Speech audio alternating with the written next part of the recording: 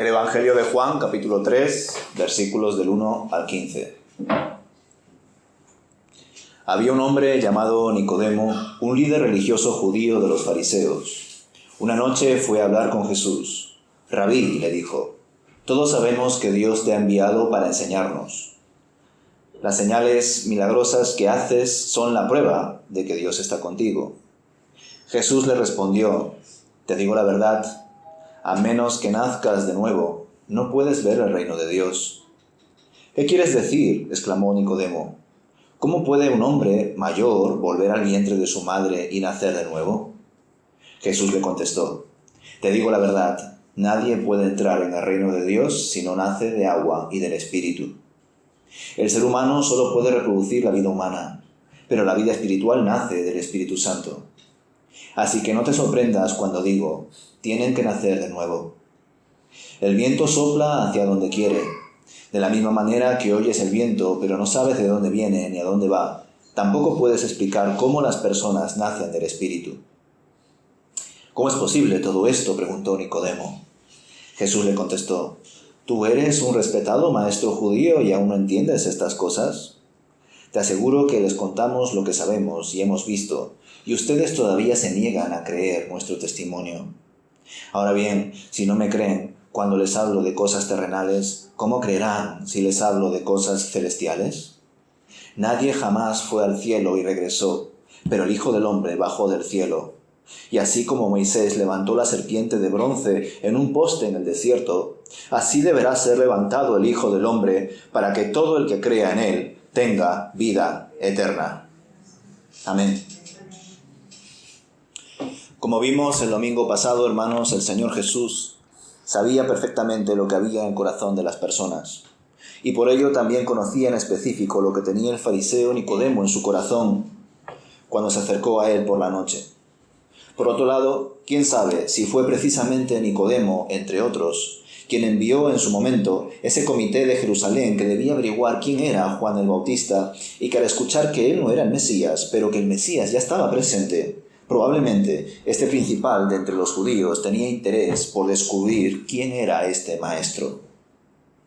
Jesús ya había realizado varias señales a estas alturas. Lo que sucede es que el autor de este evangelio no las menciona. No es de su interés especialmente. Y parece ser que muchos creyeron en el nombre del Señor debido a esas señales, pero Jesús no creía en ellos, no se fiaba de ellos, no confiaba en ellos. Algunos quizás sí creyeron de forma legítima, pero en general da la sensación de que varios comenzaron a creer por razones equivocadas. ¿Sería Nicodemo una persona que creyó en Jesús de verdad? ¿O quizá no? Pues no lo sabemos, y en verdad no estamos aquí para juzgar si Nicodemo tenía fe en Jesús o si luego la llegó a tener, ya que solo el Señor conoce lo que hay en lo más profundo de nuestro ser. Así que debemos centrarnos en la enigmática conversación entre Nicodemo y Jesús, considerada por muchos como una de las conversaciones más profundas que están recogidas en los Evangelios. Ciertamente, desde la cinematografía, se ha interpretado que Nicodemo organizó de algún modo u otro un emplazamiento con Jesús en un lugar recóndito y además por la noche, para no ser hallado por un tercero que pueda acusar al fariseo de traición por hablar con Jesús. Pero no necesariamente la narrativa de este libro sugiere eso, aunque el cine generalmente lo plasma así. Nosotros bien sabemos por los otros evangelios que Jesús solía apartarse a diferentes lugares para orar y meditar en la voluntad de su Padre. Así que quién sabe si Nicodemo pudo descubrir los hábitos de oración y meditación de Jesús, o incluso seguirle en medio de estos hábitos, para que en un momento dado pudiese conversar libremente con él sin poner en entredicho su autoridad y prestigio como líder religioso. Por supuesto, el Señor ya era consciente de este deseo de Nicodemo desde antes que se realizase esta conversación, pues el Señor Jesús lo conocía todo del ser humano, así que esta conversación no le hallaría de improviso. Jesús se encontraba disponible para responder a las preguntas de este magistrado de los judíos, aun cuando Nicodemo se acercaba a él con sus propias cargas y también ataduras. Pues más allá de ser un líder religioso, debía ser capaz de reconocer en Jesús al Cristo, ya que tenía acceso a la palabra de Dios y era reconocido como un maestro de Israel, Y aunque las señales que había hecho Jesús le había generado cierta inquietud, en este primer contacto le pesaba más el deseo de agradar a las personas por encima del deseo de agradar a Dios. Por ello se acercó a Jesús por la noche, para probablemente no ser juzgado por otros judíos, y también para tener la libertad de expresar su ignorancia de forma abierta, pues siendo maestro y seguramente mucho más mayor que Jesús, se acercó a él para expresarle sus dudas, lo cual también nos hace ver que algo diferente veía en nuestro Señor, o al menos tenía curiosidad por formularle algunas preguntas. Nicodemo sería probablemente una persona de fuertes e inamovibles costumbres morales y religiosas, y era miembro del Sanedrín, tal y como se expone desde el versículo 1, pero aún así tenía deseos de hablar con Jesús. Las señales que él había realizado le había impactado a él y parece ser que también a otros líderes religiosos. La conversación inicial nos sugiere que no veía en Jesús la figura del Mesías necesariamente, pero sí lo consideraba un enviado de Dios, un maestro que mostraba señales que daban prueba de que su origen era divino. Pues si Jesús realizaba esas señales es porque Dios estaba con él. Así intentaba comprender Nicodemo a este rabí. Jesús, ante esta conversación inicial, directamente le expone la necesidad que tiene el ser humano de ser regenerado, de nacer de nuevo, pues si no se nace de nuevo, no se puede ver el reino de Dios. Y curiosamente también esta expresión, nacer de nuevo, también se puede traducir como nacer de lo alto. Y como veremos más adelante, lo único que hace posible la realización de esa regeneración es la obra que ha hecho nuestro Señor Jesús por nosotros durante toda su vida, culminando su ministerio en la cruz, en su muerte y resurrección. Y solo por esta perfecta obra redentora se puede efectuar el cambio espiritual en aquellos que son llamados hijos de Dios, como veremos en el versículo 14. Ante las palabras de Jesús expresadas en el versículo 3, Nicodemo le contesta estupefacto, pues toma su enseñanza de manera literal y no comprende cómo una persona avanzada de edad pueda nacer de nuevo y que para ello tenga que volver a entrar al vientre de su madre para de esa manera volver a nacer por segunda vez. Por esta razón Jesús insiste en su enseñanza y le afirma que solo los que nacen de agua y espíritu pueden entrar en el reino de Dios. Ahora bien, ¿qué quiere decir Jesús con nacer de agua?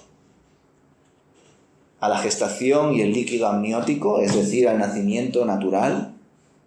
¿Quizá al bautismo en agua como una señal de arrepentimiento? ¿O quizá aquí el agua es un símbolo de limpieza realizado en nuestras vidas por el Señor? Porque lo que está claro es que el Espíritu es el agente de regeneración, el que hace la obra. Pero la mención del agua representa también lo espiritual o se refiere a algo más tangible como el nacimiento físico o como el bautismo en agua. ¿Qué pensáis? Como habréis notado, hay varias formas de interpretar este texto, pero la más adecuada es comprender que el nacimiento de agua y espíritu apuntan a un mismo acontecimiento, el cual es espiritual, ya que el bautismo del cristiano aún no estaba instaurado en aquel momento. Solo existía el bautismo de Juan, el cual era una muestra de arrepentimiento y no un requisito para tener fe y ser salvo. Por otro lado, el nacimiento físico sería una interpretación pobre que además desviaría la atención del significado profundo y espiritual que intentaba enfatizar el Señor Jesús, y tampoco vemos que él buscase en su exposición hacer una distinción entre el nacimiento natural y el nacimiento espiritual, pues él se está centrando en el nuevo nacimiento, en el nacimiento que proviene de lo alto. Por lo tanto, hermanos, el nacimiento de agua simboliza la limpieza o renovación espiritual que el propio Espíritu del Señor realiza en nuestras vidas a la hora de experimentar la regeneración. Y a lo largo de las Escrituras se utilizan expresiones en esta línea para mostrar de manera figurativa el acto que realiza el Espíritu de Dios en nosotros, especialmente en las cartas de Pablo, ¿verdad? Por ejemplo, en Tito 3, versículo 5, que dice: por medio del lavamiento de la regeneración y de la renovación del Espíritu Santo. O en Efesios capítulo 5, versículo 26, que dice: habiéndola purificado en el lavamiento de agua con la palabra.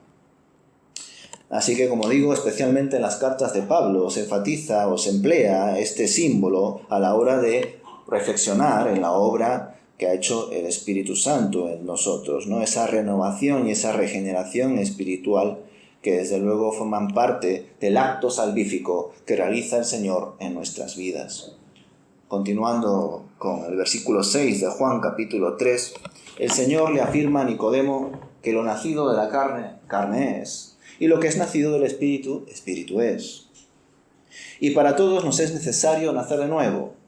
Y es interesante que en medio de este diálogo use el plural en el versículo 7, y no necesariamente porque esté pensando en todo aquel que cree, sino porque el propio Nicodemo habló en plural al iniciar la conversación con Jesús, diciendo en el versículo 2, Rabí, sabemos que has venido de Dios como maestro. Posiblemente este fariseo no estaba hablando en nombre del Sanedrín, ni siquiera tampoco en el nombre del bando de todos los fariseos, pero sí de ciertos líderes religiosos que tenían inquietud sobre la identidad de Jesús. Por ello Jesús le enseña a Nicodemo que a ellos, y evidentemente a todos nosotros también, les es necesario nacer de nuevo. Y continuando con su disertación y con el empleo de diferentes símbolos, en el versículo 8, el Señor le muestra la soberanía de Dios en medio de la salvación, haciendo un símil entre el espíritu y el viento, pues en griego comparten terminología. Quién sabe si durante la conversación se encontraban en algún lugar alto donde se percibían corrientes de aire, y por ello Jesús usó este símbolo, ¿no?, del espíritu y del viento. Pero lo que está claro es que Jesús quería mostrarle a este magistrado que es el propio Espíritu el que actúa como quiere y que nosotros no sabemos cómo lo hace, ni dónde, ni cuándo, pero cuando el Espíritu obra, lo hace de forma perfecta, de forma soberana y hace posible lo imposible, que podamos nacer de lo alto, que podamos nacer de nuevo, que podamos nacer del Espíritu. Nicodemo, ante toda esta exposición, continúa atónito, y por ello pregunta acerca de lo que puede hacer, mostrando con sus palabras que todavía no ha entendido el mensaje, pues es el Espíritu quien obra y no uno mismo. Nadie está al control salvo el Señor, y eso le costaba comprender a un líder religioso como Nicodemo, porque estaba acostumbrado a ordenar y recibir órdenes.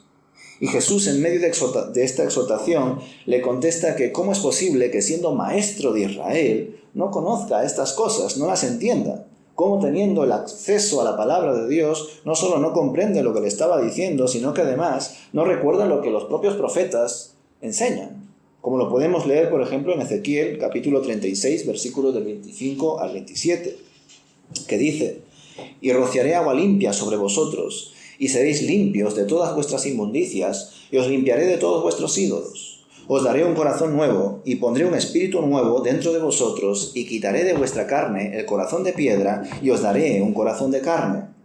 Y pondré dentro de vosotros mi espíritu, y haré que andéis en mis estatutos, y guardéis mis preceptos, y los pongáis por obra». Desde luego, con esta denuncia Jesús deja en evidencia una vez más el liderazgo espiritual y cómo se han autonombrado siervos de Dios, pero luego no son capaces de recibir el testimonio que viene del Señor. Y aquí Jesús vuelve a usar el plural porque no solo está exhortando a Nicodemo, sino también a sus compañeros, líderes religiosos del Sanedrín, ya que en medio de sus señales también compartió diversas enseñanzas y aún empleando Jesús referencias prácticas terrenales, muchos no creyeron, así que ¿cómo creerían?, le dice Jesús, ¿no?, ante revelaciones celestiales. Es imposible. Pero en Cristo Jesús se ha manifestado la mayor revelación hecha por Dios. El mismo Hijo del Hombre ha descendido del cielo, se ha hecho carne con el fin de darse a conocer, por cuanto nadie ha subido al cielo para estar con Dios, solo Él se ha dado a conocer por medio de su Hijo, pero una vez más muchos no le recibieron. Sin embargo, el Hijo del Hombre cumplió con su misión. Vino a ser levantado, a ser mostrado ante sus enemigos para que se cumpla la Escritura. Y así como Moisés levantó la serpiente de bronce en el desierto para que todos los que habían sido mordidos por serpientes sean sanados, lo podemos leer en Números capítulo 21, el Hijo del Hombre ha sido levantado para que todos aquellos que vivían sin Dios puedan verle y creer en Él y ser sanados y limpiados de sus pecados. Pues solo de esa manera se obtiene la vida eterna, creyendo en Cristo Jesús por su gracia. Y qué preciosa imagen, ¿verdad? Qué maravilloso símil entre esa serpiente que daba una salvación temporal ante un problema concreto, y por otro lado, cómo Jesucristo también fue levantado para que todo aquel que le vea, que crea en Él, que le conozca, obtenga la vida eterna. Un problema temporal, una solución temporal. Un problema universal, una solución eterna.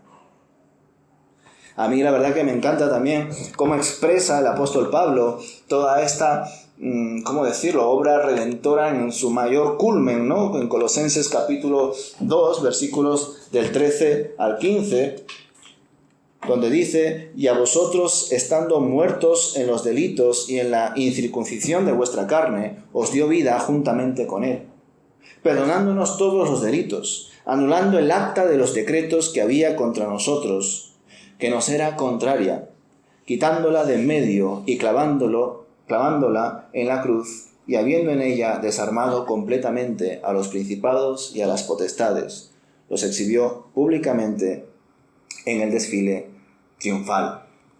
Increíble, ¿verdad?, cómo Jesús, en medio del escarnio, mostraba su victoria. En medio de las acusaciones e insultos, el Señor estaba dejando en evidencia la maldad de los corazones humanos y también la derrota de los principados, del maligno, de todos aquellos que se habían opuesto a Dios. Como en medio de su sacrificio y su muerte, Jesús nos ofreció perdón y una nueva vida. Así que, ciertamente, a la hora de pensar en la pasión de Cristo, en su sacrificio, nos encontramos en cómo desde una perspectiva meramente humana Él estaba siendo constantemente insultado, estaba siendo despreciado, no había sido recibido ni siquiera por los suyos. Y en contraparte, ¿no?, de forma totalmente ilógica para nosotros, Él nos estaba amando, Él nos estaba perdonando, Él nos estaba recibiendo. Dios estaba actuando en su Hijo. Como en un momento de total dolor, penuria, vergüenza, el Espíritu de Dios, a través del apóstol Pablo, lo llamó nada más y nada menos que el desfile triunfal. Y ese es el verdadero desfile, no tanto cuando entró, ¿verdad?, y clamábamos Hosana en las alturas. Ese no fue el verdadero desfile triunfal, fue aquí, en la cruz. Así que, hermanos, ante esta obra redentora, pongamos, cómo no, nuestros ojos en Jesús, el autor y consumador de la fe. Miremos al Cordero de Dios que quita el pecado. No dejemos que nada nos distraiga, como hemos estado reflexionando desde la presidencia, ¿verdad? Que nada nos convenza de que hay algo más importante que Dios, pues Dios lo es y lo debe ser todo para nosotros. En Él lo tenemos todo. Gracias a Él existimos, gracias a Él tenemos una nueva vida, gracias a Él hemos nacido de nuevo. Así que por ello ya no vivimos para nosotros, no podemos hacerlo, pues debemos vivir para el Señor, por cuanto nuestra vida le pertenece a Él. Así que, hermanos, debemos dar gracias a Dios por su soberanía en medio de la salvación, por haberlo encontrado, pues esta vida sin Cristo no tiene sentido. Démosle gracias porque Él, además, no ha dejado las cosas en nuestras manos, porque si lo hubiese hecho estaríamos perdidos. Demos gracias también porque la fe es un don de Dios. El nacimiento de lo alto también proviene de Él. Todo es suyo, y nuestro ser también. Y aún perdidos, sucios y ultrajados, nos recibió, nos aceptó en su Hijo, y por la fe en Él, por pura gracia, somos salvos. Y qué mejor celebración que el nuevo nacimiento de un hermano en la fe, que el crecimiento también de los hermanos en el Espíritu, de la llenura en el Espíritu. Eso es mucho mejor que un nuevo año. Eso es mucho mejor que nuevas expectativas. Eso es mucho mejor que nuevos horizontes, objetivos, y que incluso actos que manifiestan lo que ya ha acontecido, como el bautismo en agua, la oración, el estudio de la palabra, el congregarse asiduamente y servir al Señor. Todo eso está muy bien. Pero yo creo que la mayor celebración es cuando una persona nace de nuevo. Lo digo porque generalmente por nuestra tradición solemos darle mucho peso, por ejemplo, al bautismo en agua. Pero, hermanos, es mucho más importante el bautismo en fuego. Es mucho más importante nacer de nuevo. Porque eso es lo que verdaderamente deja claro que somos hijos de Dios. ¿Cuántos quizá por tradición, por miedo, porque mi amigo también lo hizo, o porque pensaron que era algo a cumplir como un requisito más, pues se han bautizado en agua sin creer en Jesucristo como su Señor y Salvador de verdad? Evidentemente eso solamente lo sabe Dios. Pero sin embargo, como bien enseña Jesús, el Espíritu es como el viento, no sabes ni de dónde viene ni a dónde va, no sabes en qué momento obra ni cómo, pero obra, y lo hace de forma milagrosa. convierte nuestros corazones de piedra en corazones de carne. Así que por eso, hermanos, debemos estar muy agradecidos cuando conocemos a más personas que han nacido de nuevo, y también cuando vemos que aquellas personas que han nacido de nuevo ya no están como bebés, ya no están como niños bebiendo leche, sino que están creciendo más y más y ya comen carne. Gloria a Dios también por ello, ¿verdad? Porque así como el nuevo nacimiento ejemplifica la soberanía de Dios en la salvación, porque nadie le puede decir a Dios, engéndrame, sino que nosotros, por la gracia de Dios, somos engendrados en Él, somos sus hijos, y a partir de ahí clamamos, Abba Padre. A partir de ahí podemos comenzar esa vida en el Señor. Pues del mismo modo, nosotros también debemos de crecer como lo hace un niño que nace, ¿verdad? Que no se va a quedar siempre en pañales, no debería quedarse siempre en pañales. Debe de crecer, debe de independizarse, debe de buscar, madurar, pues cumplir sus objetivos que ojalá sean guiados por el Señor. Pues del mismo modo, hermanos, nosotros también debemos buscar más de Él, debemos buscar ser como Él. Pues de esta manera, Señor, hermanos, te entenderemos que lo más importante es lo que somos en Él. No tanto lo que hacemos, sino lo que somos por su gracia, que somos sus hijos, que hemos nacido de nuevo. No vaya a ser que por querer hacer ciertas cosas o cumplir ciertas tradiciones, pues nos creamos hijos de Dios y luego nos diga el Señor, nunca os conocí. Ahí mismo encontramos el énfasis, la importancia, el mayor valor en ser y no tanto en hacer. Porque si eres, harás. Pero si haces, no necesariamente eres. Pues muchas personas hacen muchas cosas para Dios, pero no lo conocen. Sin embargo, aquellos que conocen a Dios y son de Dios, harán a su debido tiempo, porque el Espíritu de Dios estará ahí para inquietarles, para confrontarles, para exhortarles, hasta que hagan lo que tienen que hacer, porque son hijos de Dios, y Dios no pierde ni una sola oveja, no pierde ni un solo hijo. Así que si somos hijos de Dios, el Espíritu de Dios estará allí, confrontando a nuestro espíritu para que cumplamos la voluntad de nuestro Padre. Pero si no somos hijos de Dios, quizá podamos dar apariencia de ser creyentes, pero luego el tiempo dirá, y sobre todo en el juicio se sabrá quiénes son cabritos y quiénes son corderos. Así que ojalá, hermanos, y con esto concluyo, podamos triunfar en esta vida escuchando delante del Señor en el juicio palabras similares a esta. Hijo, te conozco, sé quién eres y te amo. Ven al gozo de tu Señor para habitar en mi santa presencia por la eternidad. Que así sea, hermanos, que ojalá esto sea lo que escuchemos cuando estemos delante de Él, porque esto es lo que verdaderamente implica triunfar en la vida. No hay nada más importante que eso, que el Señor nos conozca y que nosotros conozcamos al Señor. Que así sea, hermanos, o como comúnmente decimos los creyentes. Amén.